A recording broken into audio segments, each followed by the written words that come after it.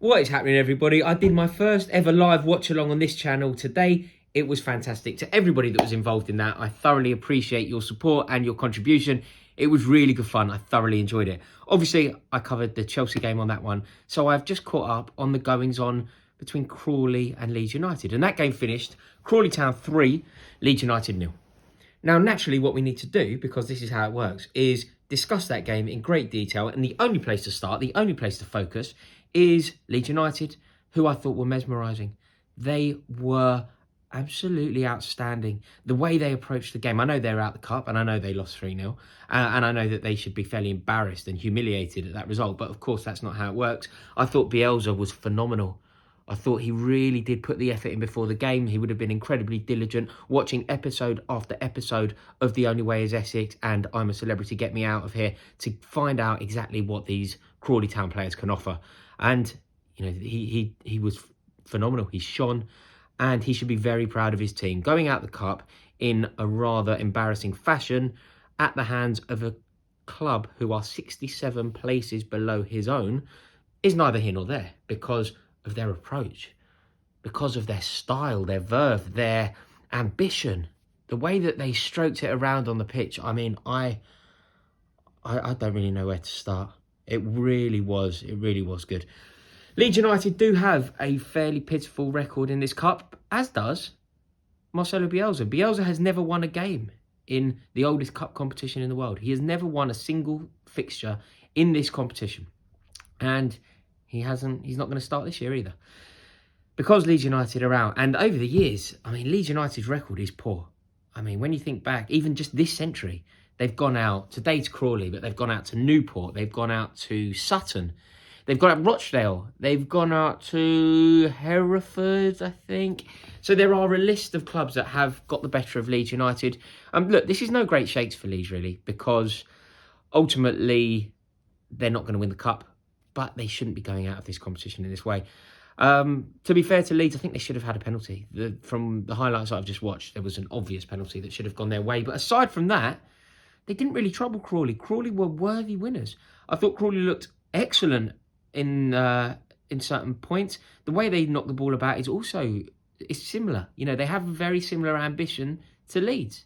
They play an expansive game. They don't try and play the way that you would assume a club 65 places below another club would play, which, you know, what you'd assume they would do is keep it very tight, try and bully them slightly, try and go long, hope for the best, get a ricochet, get a set piece, and keep it tight. That is not what they did at all. They actually gave Leeds a lesson. Leeds played a slightly weakened team. There was no Patrick Bamford, who was obviously so crucial to everything that they do.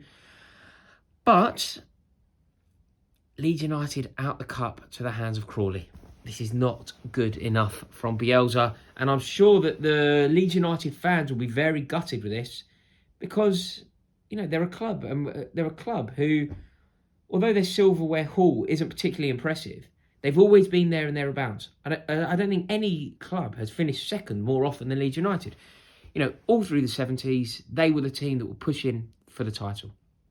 They never quite got there as often as they would have liked, but they were the team that finished second most consistently. You know, different team won it each year. I think City won it, I think Liverpool won it, but they were the team that were pushing them all the way.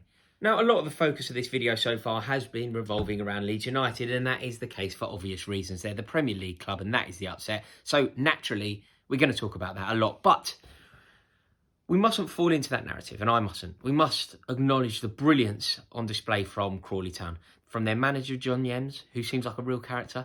Some brilliant interviews with him where interviewers and journalists have asked him certain questions, and his answers are truly blunt and truly brilliant. He's actually the antithesis of everything that you associate with Marcelo Bielsa. So I was quite pleased to see him get the result. But a journalist will say to him something along the lines of, so why did you try and move this particular player into the middle? And he'll say, to try and win the game. Like, you know, he's very blunt, very direct, fairly flippant man, but I rate him highly, and he's obviously done a remarkable job down there. So we should focus on what they did, and they got it so right. They were ambitious. They played with a really high tempo, and I think it caught Leeds out slightly, because that is what Leeds United usually do to other teams, or at least try to do. So Crawley got it right, and it's just such a shame that the biggest result in their history at home ever has been played in front of no fans. They put in a performance like that in the biggest game they have ever played at home, and there was nobody there to witness it. I mean, a lot of the Crawley Town players that were on the bench seemed to be celebrating and trying to create a bit of an atmosphere in the stands, which I rate and respect. But sadly, there were no actual Crawley fans there to see it. And one man who will be gutted by that is Nick Cerula. I hope I have pronounced his name correctly. Scored the opening goal. Crawley never looked back from that point, but it was a very good goal. Took it brilliantly after about 50 minutes, and that set the tone, and there was no real way back for Bielsa's men. He tried Bielsa. He made a few tactical moves, brought on Rafinha, brought on Greenwood to try and get his side back into the game, but ultimately they didn't really have the answers. And weirdly, at least from my understanding, they took Rodrigo off at half-time, and I can't really understand why they would do that, because he is the most likely person to score a goal for them. So I was hugely surprised by that, but ultimately, this day belongs to Crawley, to John Yems, and of course to Mark Wright, who has had a decade out of the game, and he's back. He didn't really get a touch from what I saw, but he was back playing. I think his brother's at the club, and 10 years out of the game, Mark Wright is now back playing as Crawley Town march on and Leeds United drop out of the FA Cup yet again. Thank you all so much for watching this video. I thoroughly hope you've enjoyed it, and I will see you all very soon. I'm out.